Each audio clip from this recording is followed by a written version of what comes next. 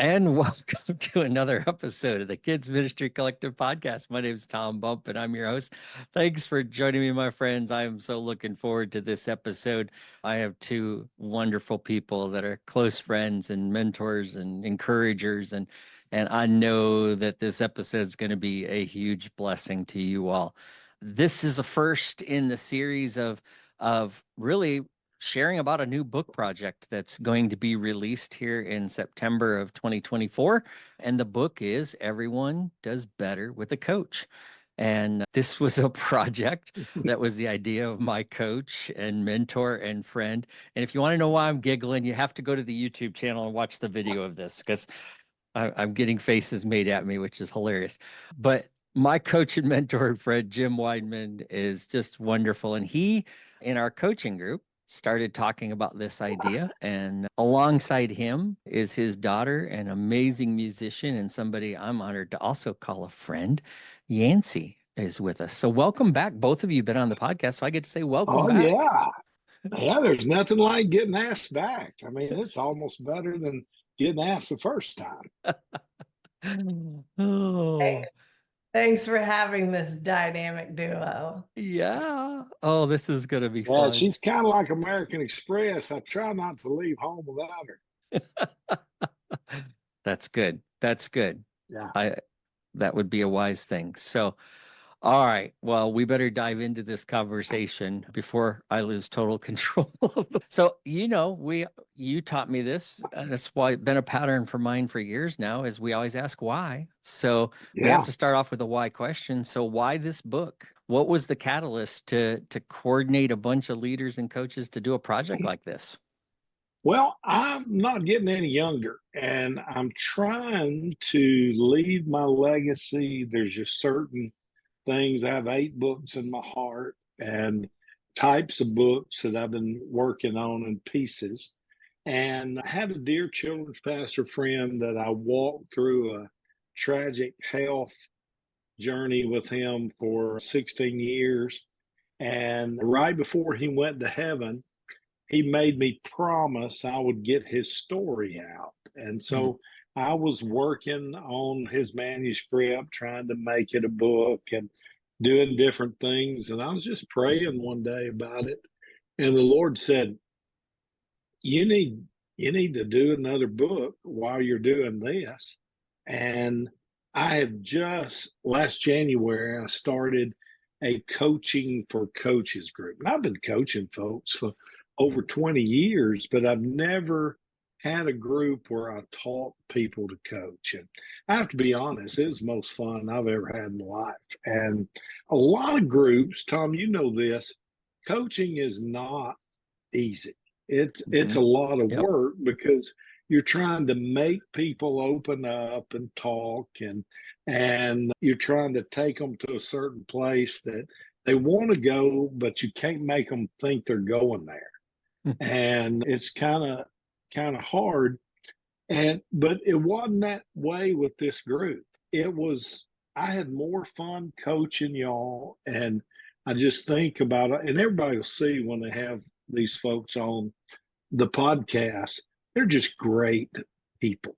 Yeah. And I was having so much fun coaching them, and I look forward to every time that I would get online in our private group and all our calls and all those things.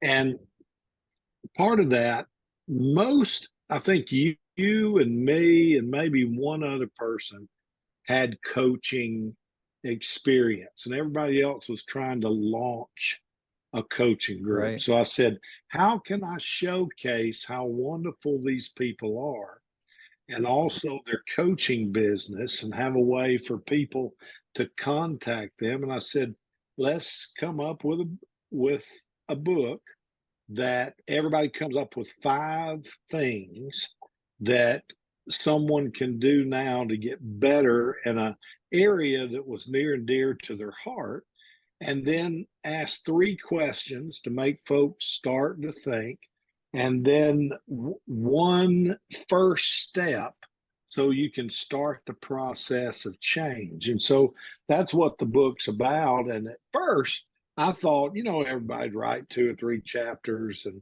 I could tell it was, it was like herding cats.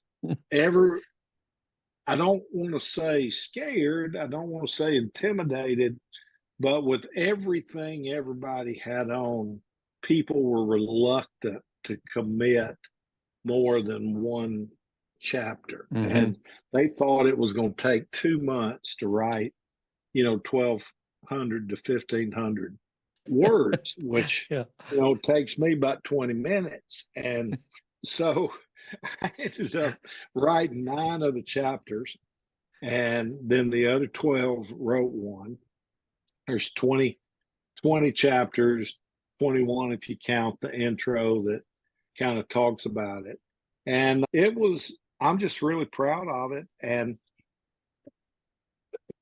excuse me, I hope to do one of these for every group that I coach in the Coaches for Coaches. And, that's the other thing. I don't know how long I'll be doing these groups. But the cool thing is, Yancy's starting a brand new coaching thing for worship leaders called Chorus, and she can talk more about that. Yeah. But a lot of the coaches this is a great introduction to just how sharp they are. And what was really got me, Tom, and I think you made this comment online when you read it, it was almost like we had a script to stay on. Everybody had the same heart. And there was Yeah. because I had coached everybody, there was a central voice Yep. that came, and I couldn't be prouder of the book. It's some books, are kind of like Christian radio. One person comes on and contradicts the next one. And I say, if you want to confuse a new believer, let them listen to Christian radio. But this book has just turned out to just be a wonderful way to coach people in book form, because I wish everybody would do coaching. I think it's the most valuable way to learn. I think it's so much more beneficial than conferences. Nothing wrong with conferences, but it's just Right. blow in, blow up, blow out. I can't tell somebody what I've done in 50 years in 40 minutes, Right. Right. and, or what I wrote a book about in 30. And so I'm going to do one of these with every group. I'm starting a brand new Outstanding. Coaches for Coaches group, and we're going to do one of these. And I'm going to ask some of the coaches just in my coaching tree to see if they want to be a part of that too. So I'm looking forward to putting out these legacy resources.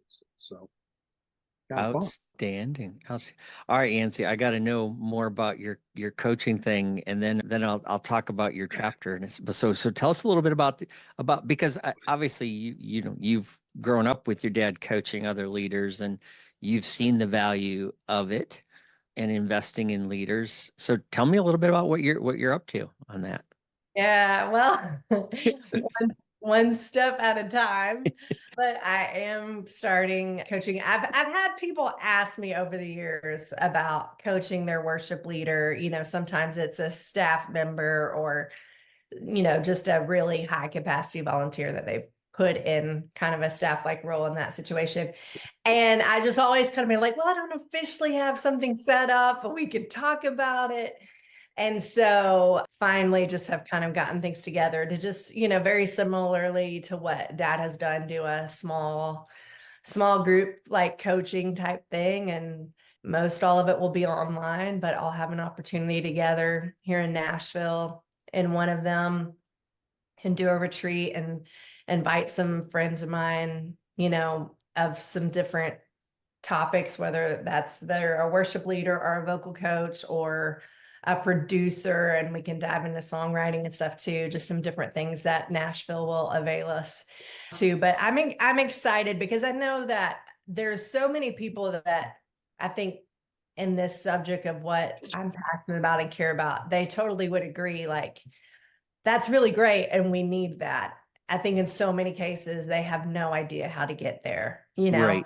They have a willing person that is interested in helping them lead this area of kids worship, but that person just isn't developed enough to know all the things and be able to do all the things to actually not only lead the kids in worship effectively, but also, develop other worship leaders moving forward so that team can grow to just carry more. So my hope and prayer is just that I can help some churches that can look at this overall as a church to answer that to me, it's the $1 million question. What kind of adult worshipers do you want to have in your church? Yeah. Okay, let's answer that. And let's then rewind back in time 18 years and start the process in nursery, preschool, elementary, preteen, middle school, high school, young adult, whatever it looks like in your church. Like, help all of those things be a step that leads them to the next one and just grow it in your students. So Yeah. excited. I'm excited about this book just because I love the whole idea of the 5-3-1. I mean, it definitely got us all focused as authors to do that, and to do that. So you wrote, Yancy, about this idea of making worship better. And so can you give us some highlights from your chapter? Yeah, I mean, A some little teaser? highlights. I think in general, when I'm at a conference and I'm having a conversation with someone and they're describing whatever challenge, that they know that they're facing in their ministry, I think pretty much every conversation I've ever had, it is safe to say that whatever issue that they're having is tied to a handful of things, but just for today, I would say it's tied to three things. And that is what their music sounds like, what the type of songs are that they're actually doing, who they have leading the kids in worship. And there's many depths and levels to that.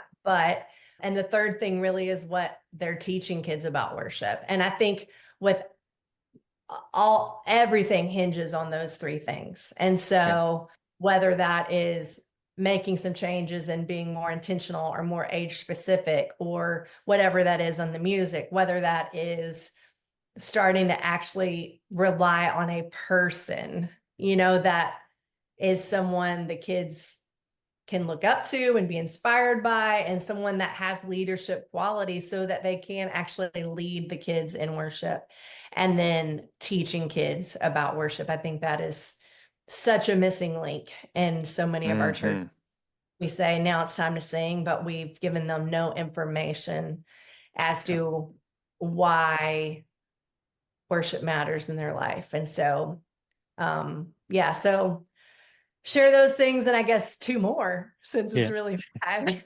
And Hey, I then think that's a good. questions to ask to just help you start doing some homework and taking some steps and, strategizing your thoughts to be more intentional to truly make it better. So, yeah, I mean, your book, Sweet Sounds, is such a, I mean, I've put it on my must read list. So when people are asking me as kid ministry leaders, what should I be reading besides a lot of the books that Jim's written, is yours, because I do. I mean, I want people to realize you got to do more than just sing. Kids they need.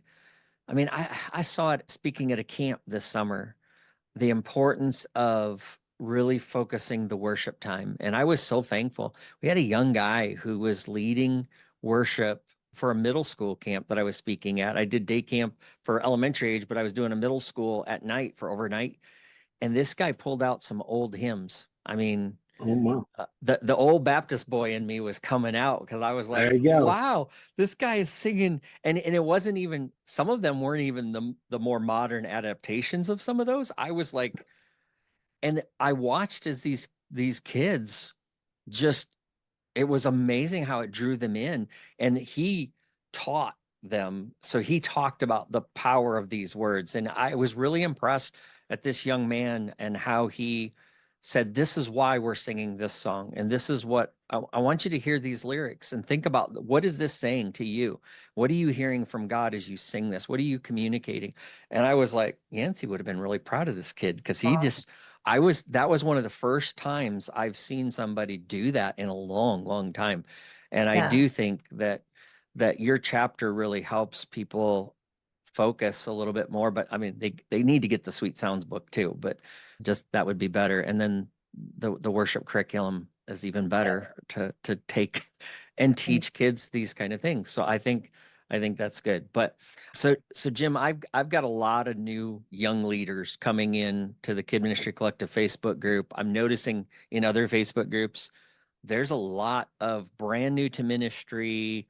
Some of them have been volunteers for years that now, because there hasn't been a lot of so-called professional kids pastors out there for hire, that churches are hiring from within, and they're hiring a volunteer that's willing. Another reason they need coaching, which is, that's the thing I love about hiring from within, is you can get them along with a coach and bring them along. And it's just like having, it's not seminary where you're just talking about theory.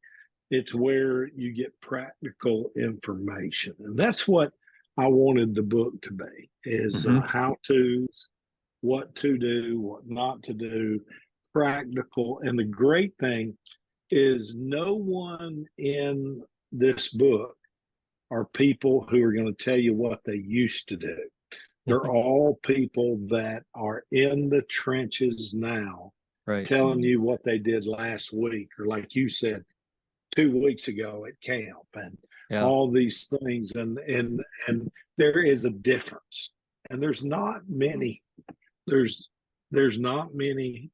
people that are hands-on in the lab. There's a lot of people that used to do it out there, especially speaking at conferences.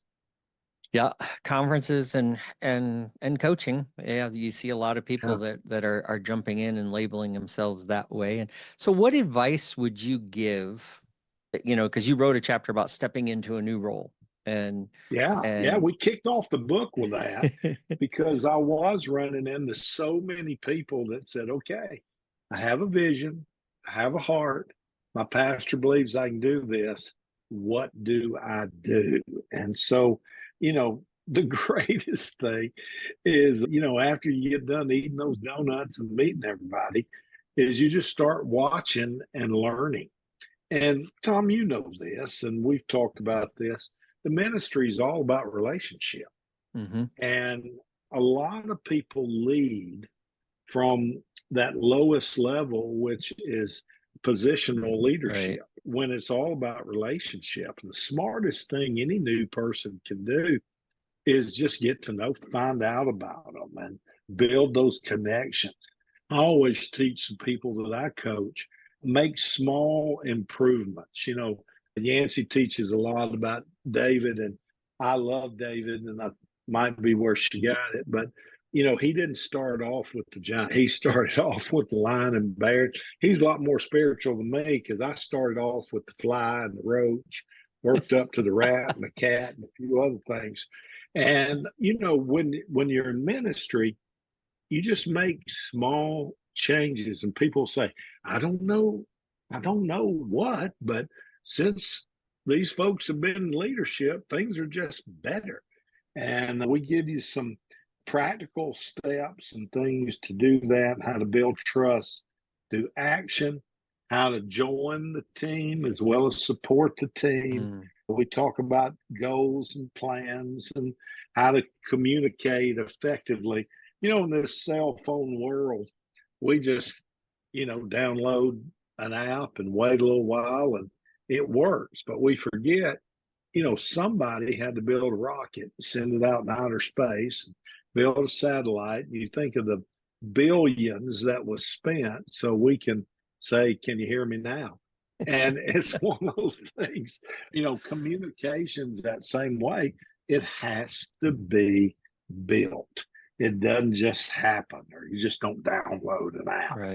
And so we talk about how to lead well. There's so many chapters in the book that Mm. talk about how to lead well as, how to grow your leadership.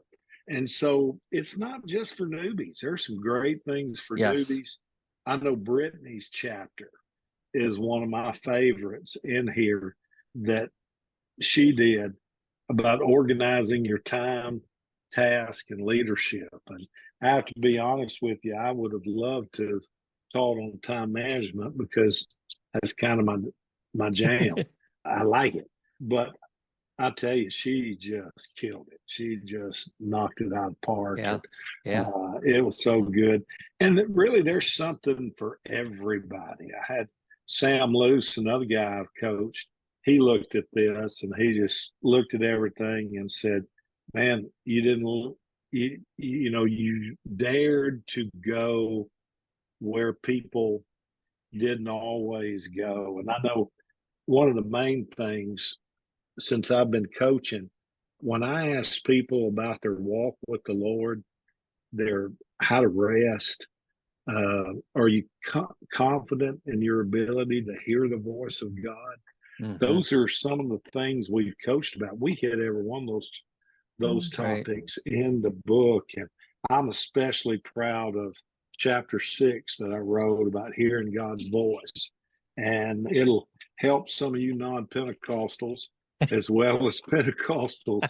It won't scare you or anything, Yeah. but it's just practical. If a dog can recognize the voice of his master, us intelligent, use quotation marks, beings ought to recognize the voice of our master. And again, Jesus was the one that said it, my sheep know my voice. That's John 10. Everybody talks about abundant life, but before you get to abundant life, you got to know how to hear his voice. Mm. And that's all. If you read John 10, there's a wonderful order of how to get that life that somebody's got to preach on, I think. But if how you get it, it all starts with that concept of a sheep know his voice, Yeah. the voice of a stranger they won't hear. And again, real practical stuff. That's good. And Andrea wrote her chapter on empowering volunteers. Everybody wants to know about how to recruit new volunteers, but this chapter is just gold. Yes, it And it is. talks about how to promote the people that you already have that some of them don't even know they need to be promoted. And Emily as well, she wrote chapter 14, leading as a young leader. And that's another thing for the folks that are leading young. Man, she just drops Yeah. truth bombs one Yes. after another. Yes. And it's so good, so good, so good. Yeah. I love your chapter too about working with multiple generations, like on Mm. staff. Yeah, yeah. There's good stuff in there. Old people need to read that one and value some young people. And Yes. I'm so proud of my church and my team. I have the greatest team I've ever had, and they're all young folks, and every age is covered, and every generation. And not only do we work together, but we're friends. And it's I've enjoyed that chapter, so Yeah. Well, it's kind of fun. Yancy, you wrote you heard him just talk about and I wanted to go back to this for a second because I found it to be pretty significant when he talked about because you're right. I think a lot of leaders aren't listening to the voice of God. They're listening to Facebook or Google. And I think that's part of why a lot of leaders don't think they need a coach either because they got Google and they got Facebook and they got YouTube. Yes, yes, yes, Yeah, and they got yeah. the robot brain. Your dad tells a story about you in that chapter that I found very significant and honestly it touched my heart a lot. The story of how you learned to hear God's voice and you had something impactful happen to you and I'm just curious how I mean you're welcome to tell the story if you want or just again people can buy the book and read the story part but When you think about hearing God's voice and listening and being obedient, share a little bit about that and why that's so important for leaders to really truly lean in and do that, especially in the world we're living in right now. Yeah. Yeah. Well, I mean, I think the things that Dad was saying just a few minutes ago, I mean, those are things that I have heard him say, and I have heard him pray over himself and us, Yeah. forever. So it's definitely like authentic, true DNA here. But Yep.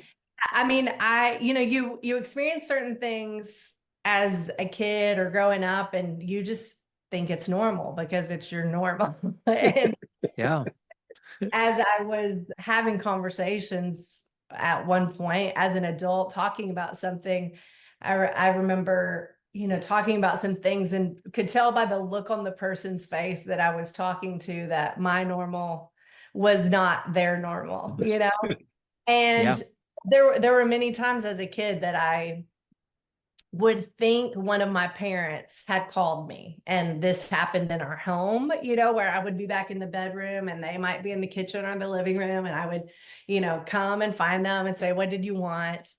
And both my parents, they would say, "I didn't call you, but if you hear it again, say, 'Speak, Lord, your servant is listening.'"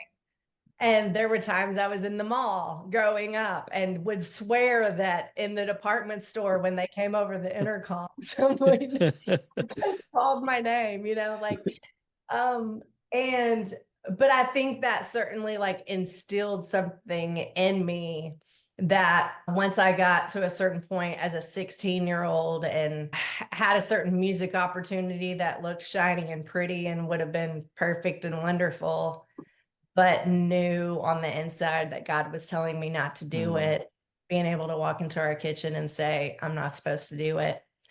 And that not making any sense in that moment. It took a handful of years before that no made any sense. But I'm so thankful that I listened. And if you've paid attention to me in the last 5 years or so, you've heard me talk about this subject and about hearing God's voice and about walking in obedience. And you might have heard me even say the ripple effect of your obedience goes farther than you can imagine. And there's a whole life story and shift in my life that happened through all of that. And it's so interesting. I was actually listening to another podcast yesterday, and I am embarking on this new coaching thing, and I have something else new that I'm working on that I'm not talking about yet, but it's very different. And as I was listening to this podcast yesterday, they were saying something about like all God needs is your yes. Like it can't be scary. It cannot feel comfortable, but he just needs your yes. Wow. And, even for me, after the last 5 years of what I would feel like I'm doing really great in this area about hearing God's voice and being obedient to what he tells me to do and all of these things, even I yesterday needed that reminder that, yeah, sometimes my yes means I'm incredibly uncomfortable and I'm nervous. Yes. But I know he's asking me to do this, and I know I heard his voice. And so you never And out. now us You trying to know? teach the boys to hear the voice of God. And I'm so proud of my oldest grand, Yancy's oldest, Sparrow Rocket. You can go to sparrowrocket.com and at Sparrow Rocket on the Twitters and the Instagrams. Yeah, Instagram. And but it's amazing. He's a graffiti artist, but he's asking the Lord to show him what to draw. Oh, wow. And it's just been so fun. And, Yancy, as well as me and Julie, you know, months before they go to camp, they go to their church's conference, we're asking them when they come over to the house, what do you want Jesus to say to you? Yeah. What do you want Holy Spirit to show you? What? And the first thing when it's over, they know when they go to G and Gigi's, we're going to ask them, what did God say?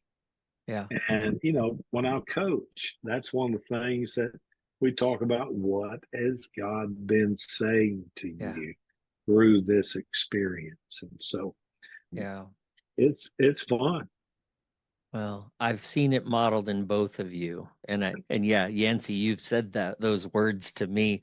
I know when I started writing my book and I shared it with you, and that was the one thing you told me was keep stepping in obedience. And yeah, I mean, that's a powerful thing. And I even said, I said that to a coaching student the other day that I was working with, a leader I was coaching, is what is God saying to you recently? What are you hearing? And then go do it.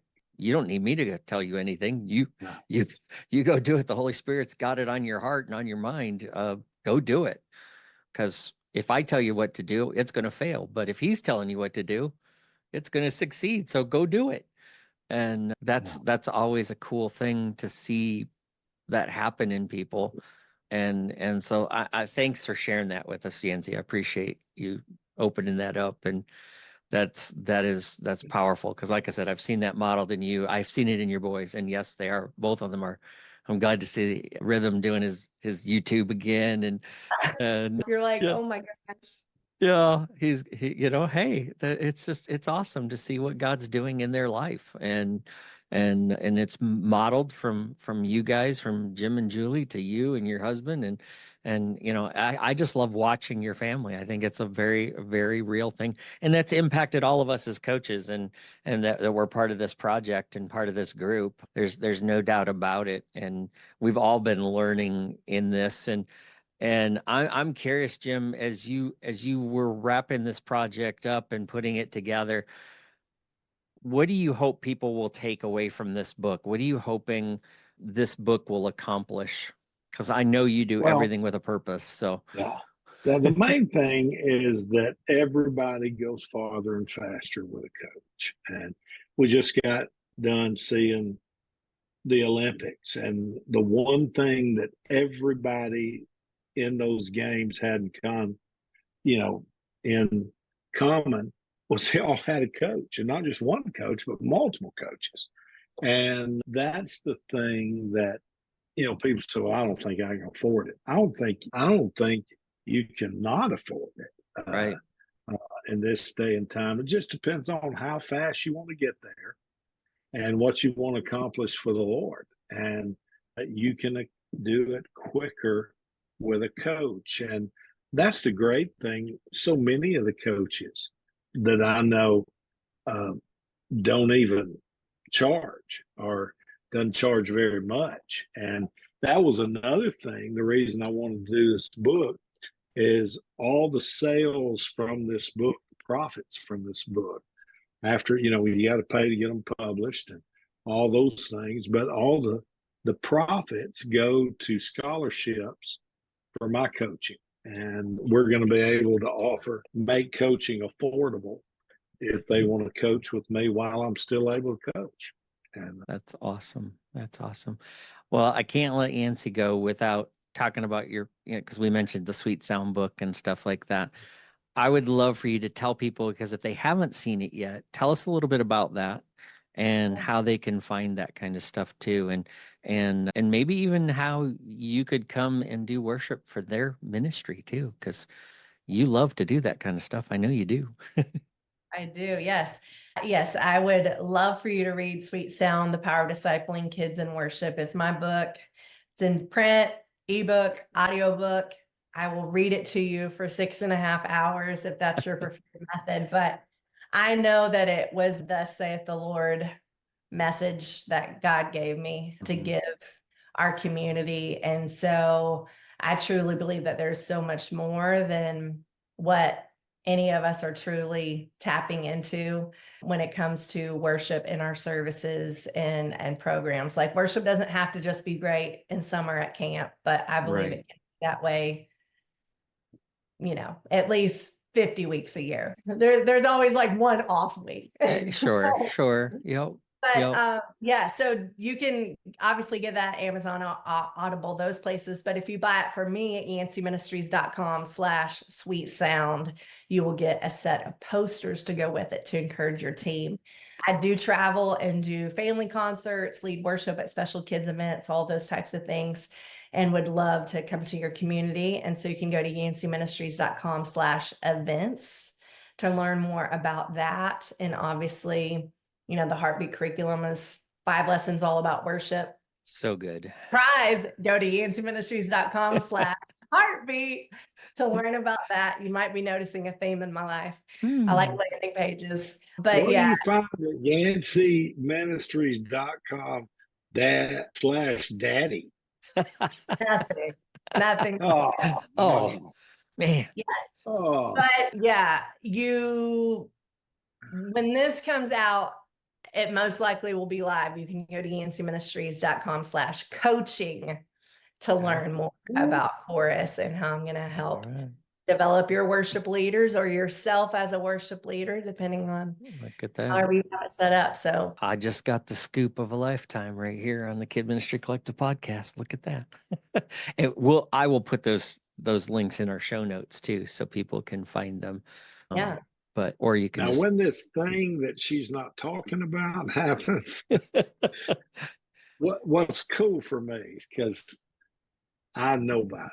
And God dealt with her on that subject for a long time. And I watched her pray it out, pray it through. What does this look like? Why am I burdened for this area of ministry? It's not really my sweet spot, although I am one, and all this stuff. And it's just been amazing to see her navigate God laying this on her heart. And it's going to be stinking awesome.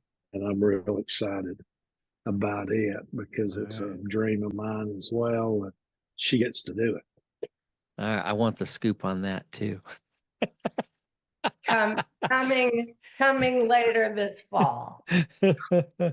Oh, and all right. So Jim, tell people where they can pick up the book, and also if they want to look into getting you as a coach, where can they go? Yeah, JimWideman.com is my online home. You can find out about coaching, you can find out about all my books. You can find out about that. I am this weird guy that still answers his phone and answers his email and all that kind of stuff. And so info@jimwideman.com. Any questions about those kind of things? Today is the last day to register for my coaches for coaching group 2. Group 3 will kick off in January. I'm waiting to see if group 4 will be in the summer or if it'll be. Last year I took the summer off and did it in the fall. I think I'm gonna do it in the summer and take the fall off. But it's try to do 2 of those groups a year and then 2 regular Kid Man leadership groups. So there's another one starting in October. The deadline for that will be September 15th to be registered for it. And on Talk About Yourself Friday on all the kids' website. I was just laughing. Self-promote. Yeah. Self-promote. Yeah. Self-promote. Hashtag follow Friday. Yes. Hashtag talk about yourself. You can find out about us too. Awesome. Yeah. Well, see, in the Kid Ministry Collective, it can be Friday through Sunday. So I give lots of room for that. So anyway. If I do it, I just do it on Friday. Oh, you all know you get exceptions to the rules for everybody. So yeah. not for everybody. Saturday is my Sabbath. Sunday, I have a day job. There you go. Well, thank you both so much for your time and for your friendship, and I'm honored to get to be a part of the project. It was man. It was fun to write a chapter, and I mean, yes, this whole group of leaders, some of the best that I've ever been around, and I was wondering how I was in the room with some of them. but it's been an honor to get to know them and they have them as friends now in my circle, and I'm richer for it. That's for sure. So, And that's the other thing that I got to say in closing. Um, it's crazy how God puts these things together. And Jesus just brings every single group I've done. And I've coached, over 500 people. And since I've been coaching, and it is crazy how the Lord assembles those groups. And you just have to be a part of one to see. And every group makes forever friends. And that's just been one of the benefits of coaching. Why? Because everyone does better with a coach. There we go. And that's you can gonna follow that on Instagram as well for more information. That's true. That's true. I will make sure that link is in the show notes, because yes, they should follow that Instagram. Yeah, we have our very own Instagram. Yeah. How about because that? it's cheaper than a website. That's for sure. But anyway, well, thank you guys so much. Appreciate Thank you, buddy. the time. So, all right, that's going to wrap up this episode of the Kids Mystery Collective podcast. Stay tuned for another episode real soon.